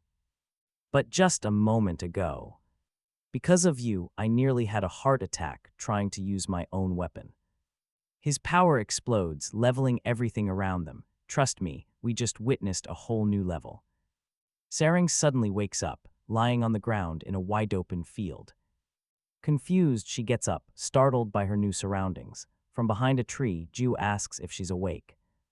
Waking up, the girl immediately calls him Panty Boy and demands to know where they are. Ju tells her they're near the dungeon and the guys from before are gone. "Gone? What do you mean? And why did I just suddenly pass out?" she asks. And that's when Sarang finally notices the powerful fists clenched in her hands. Seeing her weapons were back, she realized Ju must have been the one who did it. He asks if it was the Hallison Guild, wanting to know what they do and who they are. She blushes at his question, wondering why he's being so damn nice to her. Is he trying to die or something? But then she just sighs with a smile. She decides to tell him everything, since he got dragged into this mess because of her. And you gotta hear this. She asks him if he's ever heard of the term pay to win. Ju has no clue what she means. Eurus explains it's a term from online games. Our hero questions how a game NPC would know that, and Eurus has the best comeback. He says he just looked it up on Wikipedia, then starts reading the full definition. But Sarang cuts him off before he can finish his lecture and dumbs it down. Basically, they're users who dump billions of real money into video games. Ju asks if the Hallison Guild is like that, and she confirms it completely. Yep, every single one of them, she says, explaining the whole situation. A few months ago, she bought these fists at an auction, totally by chance. And one day, the Hallison Guild started hunting her down, trying to steal them. But they're just a bunch of old thugs with terrible skills, so she won every fight. Anyway, she asks, how did you get these back? Did you steal them? Ju plays it cool, saying they probably just left the fists there by accident. Yeah, maybe they just forgot them. She doesn't really buy it for a second. She knows they'll be back for her. That crazy old man's obsession is no joke. Ju comments that the whole thing feels a little weird. Why are they so persistent? Sarang asks if he's serious. Isn't it obvious why they want her weapon? These things cost 10 million gold, but our main character thinks that's the whole point. For that exact reason, it's strange. These guys spend billions on the game. Why obsess over a 10 million gold weapon? Okay, you and I both know something's not right here. Later, at the Hallison Guild's hideout, Kim's blood splatters across the room. He's been wounded, collapsing on the floor right in front of his guild leader. Kim begs for another chance, crying that he's sorry, but the leader is furious. He tells him to shut up, calling all of them completely useless, no more time to waste. He's passing the mission on to the 4 heavenly kings. Kim glances nervously to the side. 3 figures approach and stand before the leader. Meet the new management. The second heavenly king scoffs, saying it's pathetic this guy is even in their division. After all, he only has 100 million gold. The third king agrees, saying that's why. They told him to kick little Kim out ages ago, but there's a problem. The great Haeangnim is just too soft-hearted to do it. The first king stays silent. Then the second king kneels beside Kim, mocking his pathetic strategy of hiring a mercenary. That's exactly why he failed so miserably. He deserved it. But the first king steps in, telling him to leave this matter to him. He runs a hand through his hair and reveals the plan, the silencing fist. Or whatever it's called, will take effect in exactly 12 hours. Now pay attention. At these words, their leader breaks into an insane, joyous laugh. It was all going perfectly. Meet the Lord King. A guy with a net worth of 12 billion, who orders his men to show everyone the terror of the Hallison Guild. The blood festival was about to begin, but then Ju just appears in their base, silently scratching his nose. Everyone just stares, completely confused. Ju finally breaks the silence with a scoff, calling them a bunch of kids hyped for a blood festival. He's openly mocking the 4 heavenly kings. The leader, annoyed, demands to know who he is and where he's from. But Ju just tells them to figure it out for themselves, and then, in an ultimate act of disrespect, he picks his nose. He thinks to himself that it's getting harder to hide his power and play weak, especially when they keep bothering Sarang. Then he starts laughing, mocking their titles again, and declares he's ending this right now. The king, furious, calls him a crazy bastard and orders his men to take him out. His goons rush forward, unleashing their best attacks, closing in fast. But Ju, he's completely unfazed. Pay attention, because what happens next is insane. He just keeps a calm smile on his face. With one simple swing of his staff, he unleashes a wave of power that completely wipes out all the attackers. They were all defeated by what looks like a simple twig. Meanwhile, outside the house, a girl approaches, humming a happy tune. Back inside. The first heavenly king charges Ju, who takes him down with a single staff strike, sending him flying and spitting up blood. Suddenly, an explosion rips the entire house in half. The girl outside, the goddess of life, is startled for a second, but then a huge smile spreads across her face. She knows exactly who's causing all this chaos. The Lord King screams for every last member of the Hallison Guild to attack all at once. Facing this new mob, Ju just sighs and tightens his grip on his staff. He casually comments that if they want to take his life, they'd better bring at least 3 million people. He moves his staff, delivering a single blow that slams one of the assassins in the face, causing an explosion that shoots straight into the sky. Still smiling, Ju swings his twig to the right, taking out everyone in that area. The king just watches, his face a mask of pure terror. As he gets to his feet, Kim shouts for his Hyung, warning him to run or he's going to be annihilated. The king, though, thinks Kim just doesn't get it. And yeah, you and I are about to find out why. With the exception of his direct subordinates, all his guild members were pay-to-win whales. Even their weakest new recruit spent at least 10 million. Not even the top 5 guilds in the world could look down on their crew, so who was this guy? The king suddenly realizes something. He knows they don't stand a chance. He thinks this might be the man from the rumors, the one who defeated everyone. Staring at Ju in horror, his jaw drops as he finally remembers the legend of the stick underwear guy. He started playing back in the 2nd grade. Back then, games weren't nearly as flashy, and leveling up was a serious grind with no quests or raids. Still, it was fun. A 9-year-old Wang would get yelled at by his parents for secretly playing all night. He treasures those memories of leveling up with his friends. But as the years passed, he grew up and got swept away by responsibilities, living a life too busy to even think about the past. And just like that, he realized he was in his 40s, now known as CEO Wang. Let me set the scene for you. He's in a sterile office, staring at a screen when a subordinate walks in. He calls him Hung Nim, presenting the antique monitor he was asked to find. Wang wanted to give himself a special gift, a relic from an era long past. After all, he'd worked harder than anyone to get where he was. The employee questions the switch, since he could play the online game on any new computer. But Wang just says it's for the vibe, his heart racing like he'd traveled back in time. It felt just like meeting his first love all over again. But then he grits his teeth as a hard truth hits him. He wasn't the only one who had been twisted by the passage of time. In-game, Ju smacks another subordinate with his staff, sending the guy flying. As a massive tremor shakes the whole area, the king stands frozen, trembling at the sight. Ju tells him it's almost over, with only the 2 of them left to take down. The king stays dead silent as our protagonist moves in closer. This was the end of the road for the pay-to-win whales. He wonders why these rich nobles even need to steal gear from other players. Now it's time for this old man to get a taste of his own medicine. The king flashes back to frantically typing, his payment of 12 billion won finally confirmed. And you and I both know he wasn't the only one changed by the grind of time. He didn't need to put in any real effort to get strong.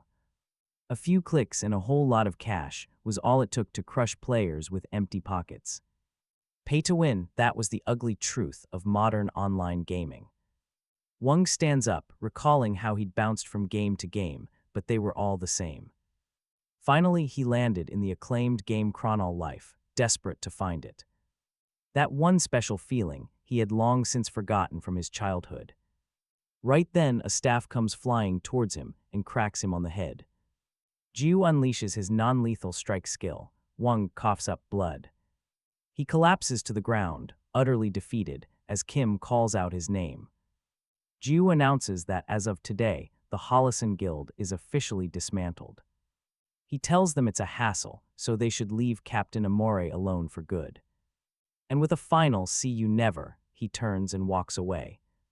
Wang struggles to his feet, questioning if that was really him. The same guy who took down 5 major guilds and wiped out 3 million players. Jiu glances back, not saying a single word. Wang lets out a bitter laugh, asking how much he spent to get that kind of power. But he'll soon realize that all his money was spent fighting for nothing real. From a distance, Kim can only stare at his boss. Jiu just says he has no idea what the hell he's talking about. Then he admits he also spent a pretty hefty sum on the game.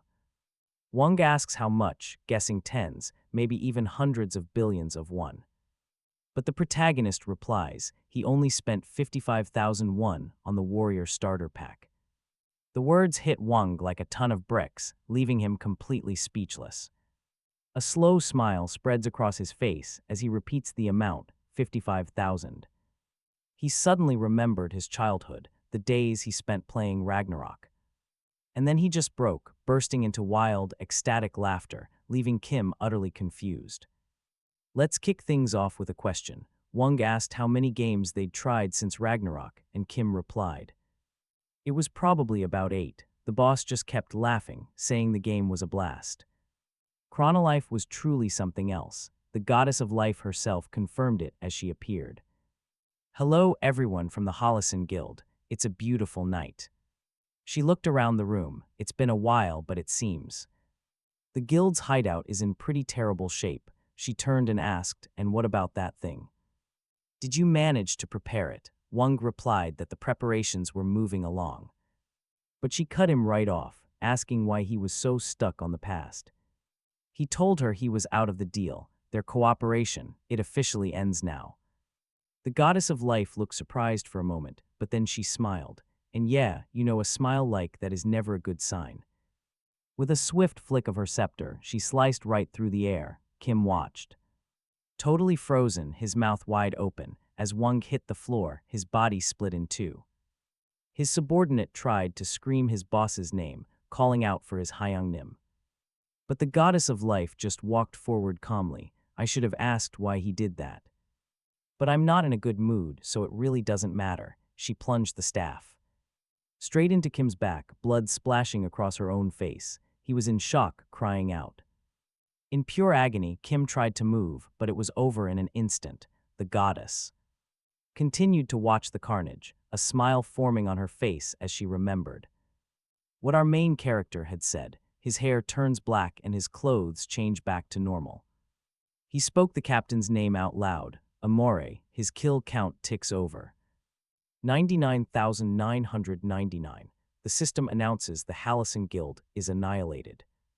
His combat experience is being calculated, raising the grand total to 999,000 kills. Jiu is just stunned by the announcement.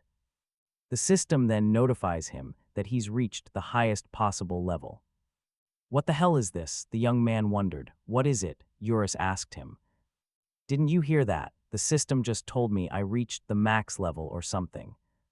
Jiu opened his status window. Now, let's see what a maxed out novice looks like. Level 999 with almost 5,000 unallocated points. He and Eurus just stared. They understood absolutely nothing. They both just wondered what was going on.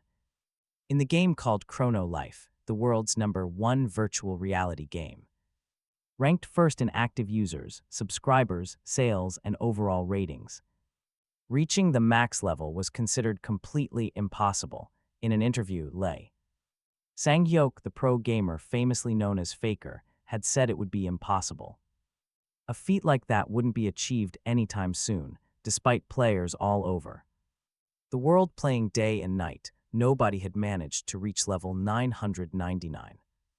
The master level, Faker wasn't certain, but he said even if all the top rankers, himself included, farmed monsters 24/7, it would still take them several decades to accomplish the feat. Jiu remained completely baffled by his stats. Eurus, on the other hand, was already celebrating. He was with the world's first level master, just as he expected of his Hyungnim. He was so proud, but Jiu was sure he was only level 7 just a moment ago. It was the obvious result of his actions. On the first day, he picked up his weapon. 800,000 players were murdered. On top of that, countless monsters and dungeons stood in his path, and you and I are about to see how all that adds up. plus the experience from Chronolife's strongest boss, Eurus, and that entire army. Let's talk about hitting the max level. This guy got there by slaughtering 3 million players from the World Guild Alliance. And yes, you heard that right. He even destroyed the entire planet. That's how the first master was born. A brilliant light erupts from under our main character, illuminating everything. The system announces that because he hit the maximum level, the player will now enter a transcendental space. And just like that, he teleports away. Meanwhile, in another part of the city, Sarang is just lying around staring at the sky. She's bored out of her mind, muttering this whole situation is starting to tick her off. She finally sits up, wondering where that underwearing bastard got to. He said to wait a bit, but the sun's already gone down for the day. She thinks for a second, recalling he mentioned the Hallison Guild and that she was supposed to tell him everything she knew about them. Sarang sighs and flops down. Whatever, she yells, this gentle master will wait 1 more hour. Cut to a chunk of land floating in space, where Jiu finds himself in a bizarre temple. He looks up at the cosmos, completely clueless about where he is. He can't help but wonder why he's being dragged all over the universe lately. It was the same thing when he met God and Dakpai. Then, a voice welcomes the human child. I never imagined we would meet so soon. You are truly extraordinary, the voice echoes with so much power it makes the world tremble. The being introduces himself as the guide of transcendence, the god of class. He welcomes Jiu, praising him for taking the first step on such a brutal journey. He says that hitting the master level as a mere novice is worthy of everyone's respect. The guide Eurus questions how it's even possible, asking if he just forgot to change class. Jiu denies it, explaining that in his past life, he was training to be a prosecutor. Okay, pay attention now, because this is where the entire game breaks. The conditions are met, and the transition to a secret class begins. Intense light slams into his body as spheres materialize in front of him. One takes the shape of a sword and shoots into him at maximum speed. The very soul of the sword merges with his being, and it's not the only one. Soon spheres for the shield, the bow, the wand, gauntlets, and the spear appear. One after another, they all surge into his body, becoming a part of him. All the souls of every weapon are now inside him. Jiu feels the immense power. The system announces the class change is complete. He is now a masterclass novice. As a special privilege, all his used stat points will be returned and then tripled. Suddenly, his status window flickers. His attributes all reset to the base value of 5. Then 15,000 undistributed points are added. Eurus is absolutely floored. Let that sink in for a second. 14,985 points. Is this all because of the class change? Jiu asks if that's more shocking than the new class. Eurus screams, yes, normally you only get 5 points when you level up. But he just got 15,000 all at once, even if other max level players exist. His raw stat points are now 3 times higher than any of them. This is ridiculous, he shouts. This is the greatest achievement in all of gaming history. But Jiu completely ignores the hysterical dragon, his eyes fixed on the numbers. A cold, chilling smile spreads across his face as he gets an idea. He starts dumping every last point into a single stat, clicking again and again. What are you doing? Eurus demands, completely baffled. Just assigning my stats, Jiu says calmly. I know that, but I'm talking about this absolutely careless distribution. You know, if you waste even a single point, you're branded a loser, right?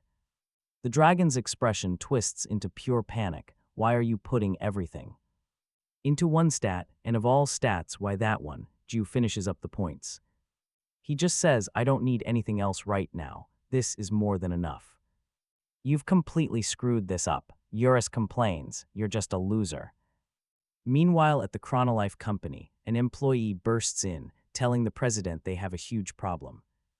Dakbei asks what's wrong, but the employee says he just needs to see it for himself. It's about that specific user, of course it is. In the control room, Dakbei walks over asking what the big deal is. His subordinate doesn't even answer, he just points at the monitor. Dakbei's eyes widen. Ah, the stick kid finally hit max level. The level's not the problem, sir, the employee says. It's what he's doing. And here it is, the question we're all waiting for. So, which stat did he pick? The employee points to the screen, showing the chosen stat, which actually impresses the president. But a second later, Diokbai just bursts out laughing. Haha, he really loves this game. He's enjoying it to the max, his own way. The employee insists it's no joke. He argues that it's going to be a completely useless, dead-end character build. If he realizes he's building a trash character, he's gonna be furious. Dakbei, however, just tells him to calm down. I've told you all countless times. The game company has absolutely no right to interfere with a player's choices. The employee tries to argue they have to do something, but the president is already walking off. And as he leaves, Dakbei thinks to himself, I can't believe he dumped everything into that one single stat, and even got the novice master title for it. He's shocked they're calling it a trash character with no future, because here's the thing. In the entire history of virtual reality gaming, the absolute worst, and at the same time, the strongest character ever has just been created. You and I are watching history here. Back in the game, Ju finishes his stat allocation, a smile spreading across his face. That's when the god of classes itself appears before him. Transcendental One, listen. This is the final step. You have an important choice to make now. The right to wield one of my transcendental weapons will be granted to you. Jai Wu is ecstatic. How lucky. If it's free, there's no way I'm saying no. He wonders which one to pick, because honestly, they all look incredible. He thinks for a moment, then announces his decision. Ju holds out his hand and commands, give me all of them. The divine being doesn't even react at first. Then it speaks, human child, I cannot fulfill such a request. Excessive greed only leads to ruin. Choose wisely, but Ju just cuts him off.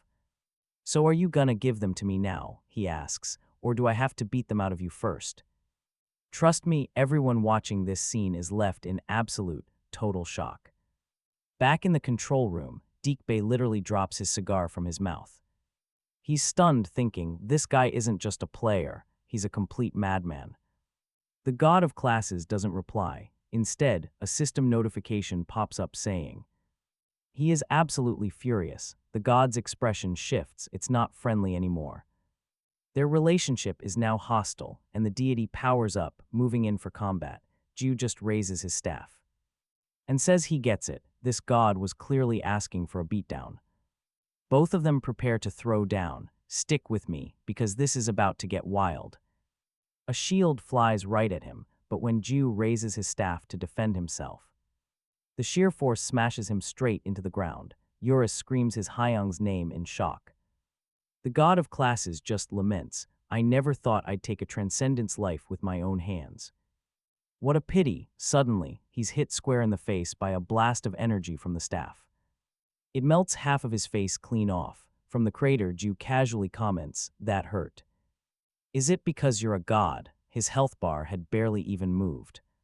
His constitution stat was now a jaw-dropping 15,000 points. This single attribute affects his max HP, recovery rate, and even immunity. Eurus watches, completely dumbfounded, thinking the guy is insane for dumping all his points into a single stat.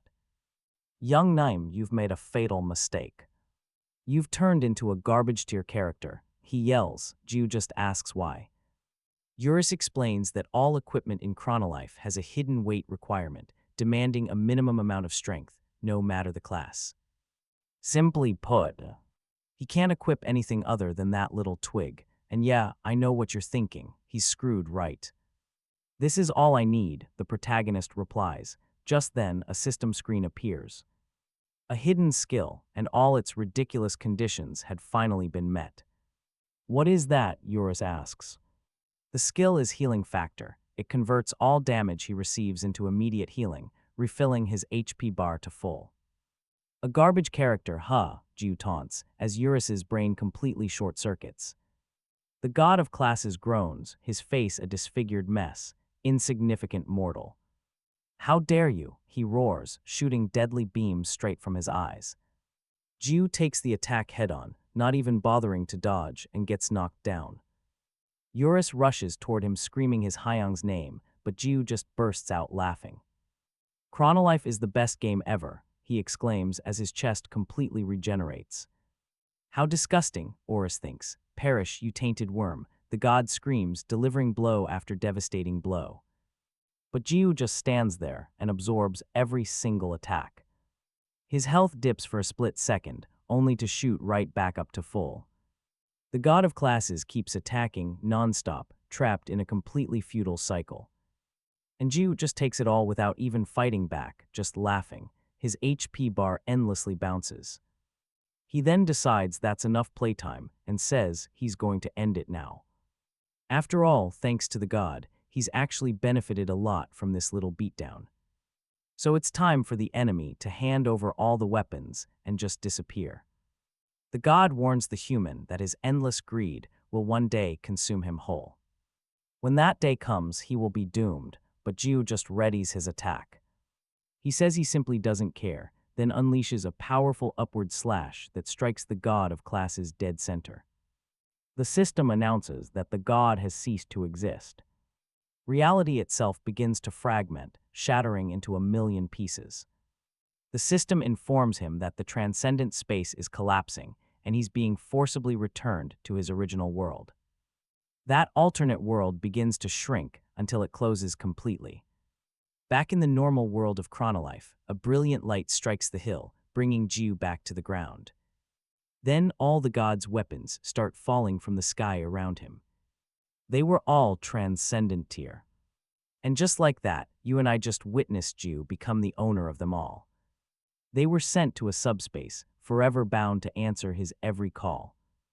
A huge smile spreads across Jiu's face. Oh yeah, this was going to be fun. But Sarang, she was absolutely furious. How dare that punk make her wait? She's not letting this slide, no excuses. Suddenly, a noise echoes from behind her. Jiu places his fingers on his forehead and says, "Hello, I am back." And immediately gets a fist straight to the face. She kicks him down, complaining that she said she'd wait a little while, but it's already the middle of the night. Jiu apologizes, explaining that he thought he'd be back sooner, but things came up. In any case, he was here now. Sarang just grits her teeth and screams that she's leaving. Jiu casually asks where she's off to, and the girl snaps back that she's logging out. He just gives her a little goodbye wave. Sarang grits her teeth again, but decides against hitting him. She warns him to log in tomorrow night at 7 p.m. right after her shift ends. And if he's late again, she swears she'll actually kill him. Jiu just watches her vanish from the game, sighing that she's as stubborn as ever. Eurus then asks what that was all about. Jiu stands up, announcing that he's logging off too, since it's way past midnight in the real world. The system asks if he wants to log out, and Jiu confirms. Back in the real world, Jiu walks out of the connection room. The attendant thanks him and hopes to see him again. The protagonist lets out a massive yawn. He thinks to himself that today was awesome. Chronolife is seriously fun, and then his mind drifts. Just how much could he sell those transcendent weapons for? Being the first of their kind in the game, they would probably fetch a massive price. But then he wonders if they're even tradable. It would be a huge letdown if he couldn't cash in on them. His eyes land on a food stall behind him, and he wonders if he should get a quick bowl of gukbap. But a quick look at his empty wallet kills that idea instantly. He walks on, heartbroken, thinking about how tired he is of being this poor. The game's monthly subscription fee just keeps going up, meaning more shifts at his part-time job. As he's walking through the city, he suddenly freezes. Wait. Wait a minute, he remembers what Eurus said just a little while ago. The total cost of the gear would be 10 million, with the full set hitting 100 million. And here it is, the light bulb moment that changes everything. What if he could sell those game items and turn them into real-world money? With that realization, Jiu spins around and sprints back to the connection room. Now every high ranker in Chronolife knew of a forbidden zone, the Tomb of All Mortals. It was the highest level hunting ground in the game's entire history, and no one had ever managed to conquer it. For some reason, its existence was kept secret. And it was there, in the Valley of the Undead, that Jiu now stood in Eurus's domain. Eurus, dressed up in a perfect butler outfit, welcomes Jiu to his home. The hunter, however, just walks right past him, a huge grin on his face as he announces he'll be crashing here for a while. Eurus happily agrees, telling Hyung Nim to make himself at home. Jiu declares he was so focused on revenge before, he completely forgot to pick up all the loot he'd left behind. But today he's going to put it all to good use. The dragon just sighs, feeling sorry for his old friends. Suddenly, a massive blast of energy descends from the sky. From the smoke, Eurus's army pours out, closing in on Jiu from all sides. But Jiu just smiles. This was it, the end of his miserable life. He was about to make an insane amount of money, getting rich in a single moment. And just like that, the Valley of Ghosts, a top-tier hunting ground, was completely wiped off the map by a single swing of his stick. Turbid of Despair, Lapis of the Abyss, and Trish of the Dawn, the three strongest monsters in Eurus's army, were erased from existence in the exact same way. With just 2 attacks, every monster in the valley was vaporized, and their weapons dropped to the ground. Valuable items rained down from the sky. Eurus can't believe it, saying it was over in a flash. But Jiu looks at him and asks if it's really over. Oh no. This was just the beginning. Confused, Eurus asks him what he's talking about. The hunter just points to the smoke. Take a look. The monsters were already reappearing. This is a classic respawn phenomenon. After being killed, monsters come back after a set amount of time. However, special entities like the two-headed dragon Eurus, they don't. And Jiu says it's his first time selling items, so he plans on repeating this at least 100 times. And with that, another massive explosion rips through the valley. Now, this is where it gets crazy. See, there was once a very famous lecture given at Harvard University. The lecturer asked the audience if they all knew who Bill Gates was. The richest man in the world, the founder of Microsoft. He then explained that if Bill Gates saw $100 on the ground, he wouldn't even pick it up. Why? Because for him, it would actually be an economic loss. It takes about 2 to 3 seconds to bend down and grab the cash. But in that same time, he earns at least $150 per second. In other words, he'd be losing about $200 just by stopping. But back in the Valley of Ghosts, the situation was a little different. With all those items piling up on the ground, forming a literal mountain, the time it took to farm 100 waves was about an hour, cooldown included. And the total value of all the loot on the ground, around 15 billion won. According to that same lecture, Bill Gates earns about 500 million won an hour. In a single moment, a young part-time worker from South Korea had just blown past the hourly income of the richest man on the entire planet.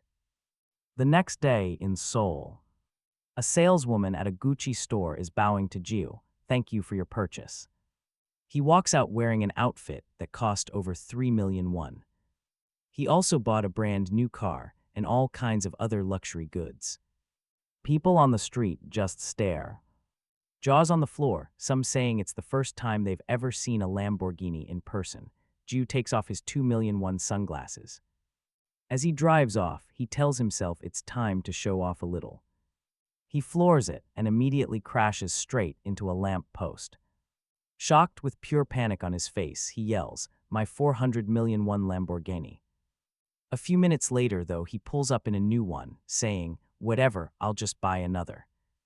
Meanwhile, at the Chronolife building, Duckby lights up an expensive cigar, holding his head as he grumbles in frustration. He then tells his employee to just continue with the report. The man agrees, summing it all up. The company is ruined, and you and I both know what that means. They should flee. Duckby asks if there's any way to block that bastard's transactions, but the employee tells him no. Thinking it was completely impossible, the chairman just kept complaining until his cell phone suddenly started ringing. He picks it up, already grumbling. On the other end, Ju asks how the chairman is doing, casually mentioning he's on his way to spend even more money, a feeling the chairman must remember. And you just gotta love how he twists the knife, offering to do a good deed. Maybe he asks the chairman is in need of something. Dakai absolutely explodes. He screams that this is all that bastard's fault. Ju just ironically wonders if something bad happened, then hangs up. He thinks about what to buy next, since he's already bought pretty much everything else. But still, that one true highlight of his new life, it was still missing. Then an idea hits him. His eyes go wide. He gets ready to drive, thinking to himself he can't believe he forgot the single most important thing. Inside an impossibly expensive building, Ju lets out a classic villain laugh. He declares that his penthouse is the best of the best. Super luxurious, and that everyone is welcome to his brand new home. He'd finally found that great highlight he was looking for. But then he remembers the first thing you do when you move into a new place. He rings a neighbor's doorbell, holding a rice cake. From inside, a woman's voice asks who's there. Ju cheerfully replies that he's the new neighbor who just moved in, and he brought some rice cakes. The young woman on the other side sounds a bit confused and asks him to wait. The door swings open, and Ju, smiling, starts to say he hopes they'll get along, but he freezes solid when he sees her. Turns out his new apartment wasn't the real highlight after all. Sarang is standing right there in her doorway. They just stare, the memory of the game flashing back. This was the true highlight of Jiu's day. Now back in the game, in the Valley of Ghosts, a lone figure approaches Eurus's entire army. Pay attention here, because this is where things get absolutely insane. It just raises a hand, and without a single care, vaporizes the whole army into blood. The 3 strongest warriors of the Eurus army appear, calling him an arrogant human. But the man just scoffs, saying the stupid bastards can't even recognize their own master. He unleashes 3 spikes from his back, channeling his power. In a flash, all of Eurus's top warriors are pierced and completely annihilated. The monster starts absorbing them like a parasite, sending the other monsters into a full-blown panic. The being just stands there, thinking they must all perish. Now Eurus's 3 strongest warriors can no longer respawn, ever. A system alert announces he's absorbed their levels and stats. The data for these top warriors has been wiped from existence. The monster just stares coldly. Remembering the moment Eurus lost his first head, gritting its teeth at the memory. When Eurus entered his soul form, he had wondered where his other head had gone. Well, this being finally reveals its identity, and you and I are not ready for this. It is the lost head of Eurus, created solely to destroy humanity. He is Urakan. Meanwhile, the most famous idol in the industry, Han Sarang, who goes by the name Amare in Chronolife, makes her appearance. Ju is stunned to see her, thinking this is his first time meeting Captain Amare in real life. Han Sarang just thanks him for the gift, saying she'll enjoy eating it. Ju looks at her, shocked. And he realizes it's the famous Han Sarang, who he totally didn't recognize. The door clicks shut. Sarang heads inside as her sister asks what that was all about. She just says it was a rice cake from the neighbor. Let's be real, you and I both know this is a classic K-drama setup. She glances aside, thinking she's definitely seen him somewhere before. She tells her sister to eat, and her sister thanks her. The funny part, neither of them made the connection, because their game avatars and real-life looks are completely different. Her sister tells her to hurry up and change out of her uniform. Sarang complains, saying it hasn't even been 30 minutes since she got home. But her sister knows what's up. Sarang just wants to get her filming over with. Why? So she can jump back into the game. That's when the idol remembers. She has that meeting with him. She announces she just needs to change her clothes fast. Her sister watches with a knowing smile, thinking Sarang has definitely found someone special in that game. She wonders who this lucky guy could possibly be. imagining he must be incredibly handsome to have stolen her little sister's heart. Back in the game, Jiu is confused. Where are all the monsters? He asks if the mob somehow fled, but Eurus shuts that down immediately. That's impossible. Monsters are coded to operate in a specific zone. They can't just run away or escape. It's like they vanished without a single trace. Jiu glances aside, thinking it doesn't really matter. There are other places to hunt. He can just head to another location to make some money, but Eurus reminds him. He was supposed to meet that human. Jiu agrees, seeing it's almost time. The hunt was a total bust anyway, so it's probably better to leave now. He complains that they're way too far from the meeting point, but Iris looks back, sensing something. Okay, pay attention here, because the whole vibe of the story just shifted. Something is off. A familiar, yet deeply threatening aura fills the air. Elsewhere in the mountains, the giant level 190 snow serpent boss, Elrose, is being absorbed by Urakin. Her stats and levels are draining away into him. The dragon drools, but he knows it's not enough. He's still not strong enough to destroy that human. He still has a long, long way to go, and that's when the goddess of life arrives on angelic wings. She questions how he got so far, saying it's just what she'd expect from her hungry child. Then suddenly, bam, Urakin's spike pierces right through her. I know what you're thinking, my jaw dropped too. The goddess is stunned. Urakin says it's still not enough power. But she looks delicious, and so he begins to absorb her. The goddess of life begs him to wait, but soon she's completely consumed, collapsing to the ground. But a system notification pops up. Absorption failed. The goddess of life reappears, saying she'll scold him later for that little stunt. You can't give your mommy a scare like that. She even jokes, asking if he's going through puberty. Urakin is confused. Is this some kind of hallucinatory magic? He was absolutely certain he had swallowed her whole. The goddess just says that's not important. The dragon finally concludes she isn't food he can just devour.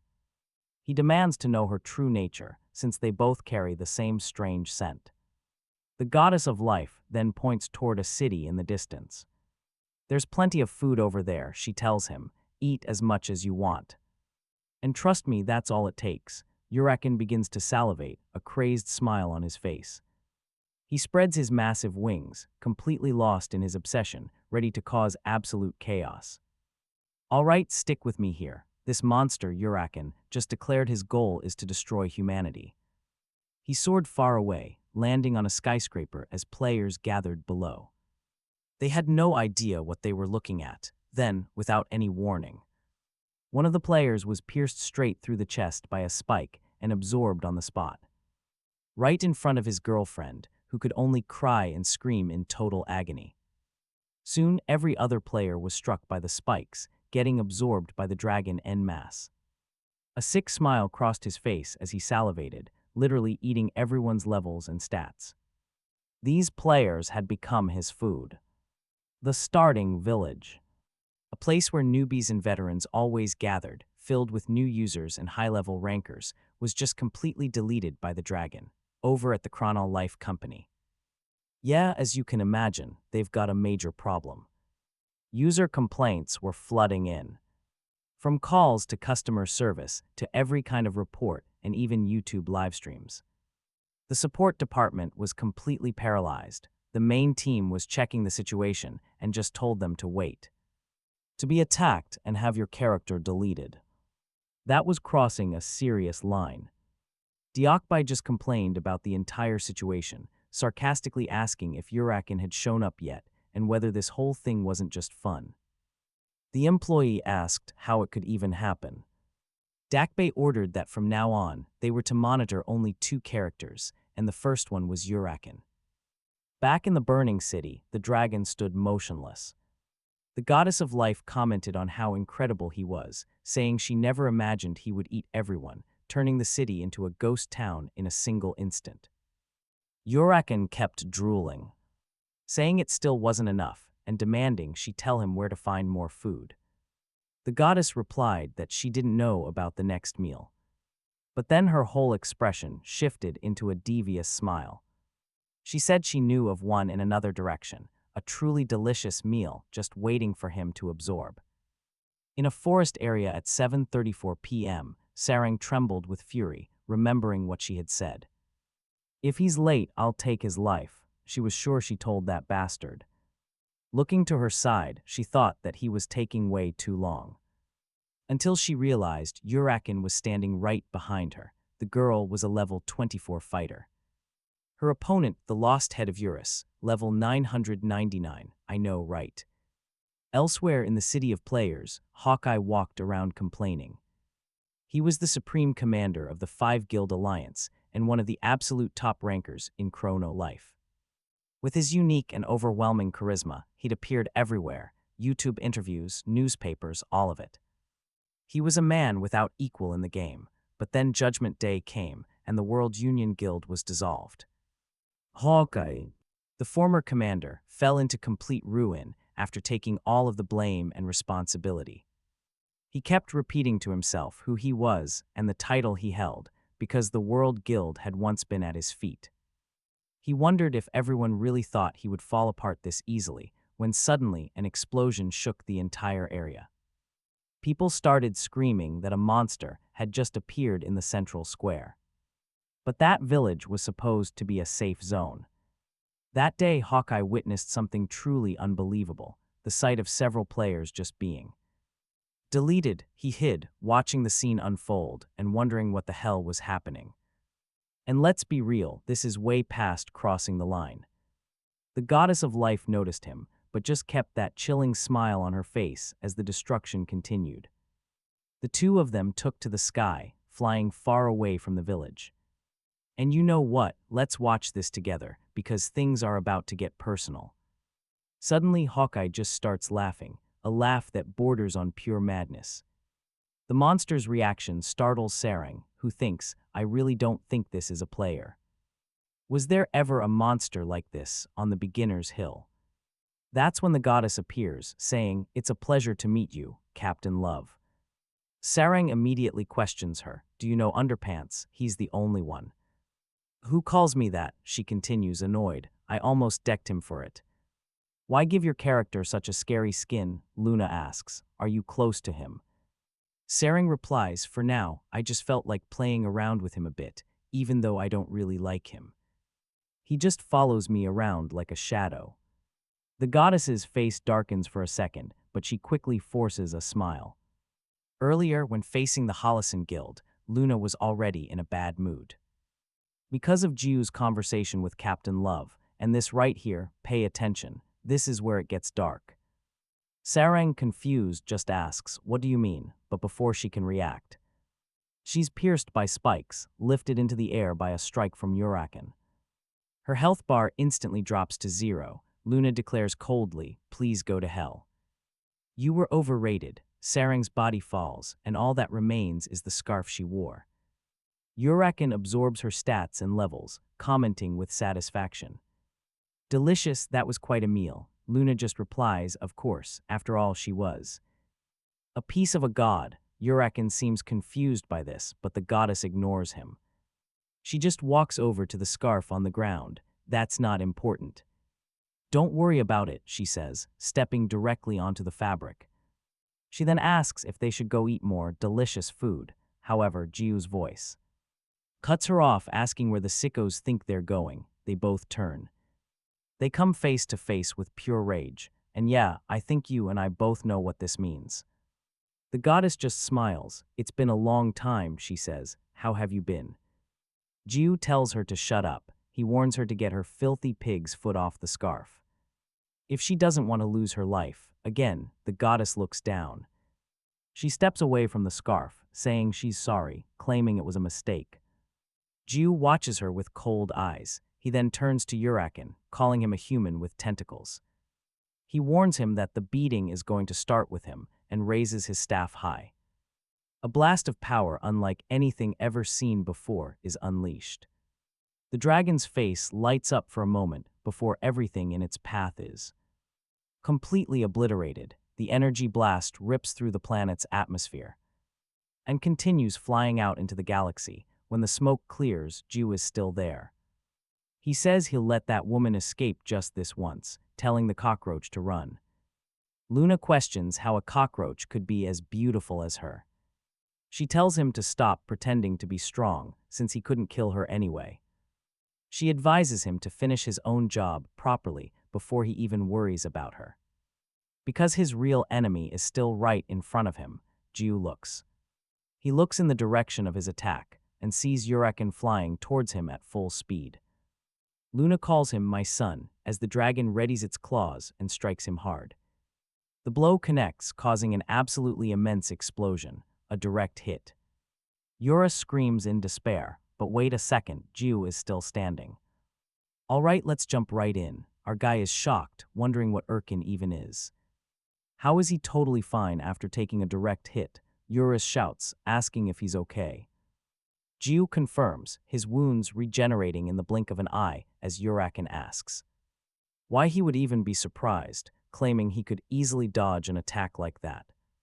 He says the blow never reached him. Jiu's gaze turns ice cold. Dodged it, huh? Then I guess I'll just have to swing harder next time.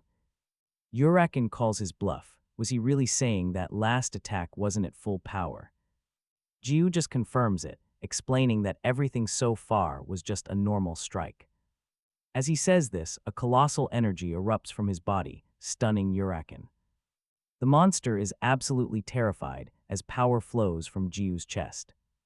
He's activating a novice skill, Swordsman's Spirit Master. Up until now, he could only use one of his skills at a time. He glares at Urakin, calling him a son of a cockroach.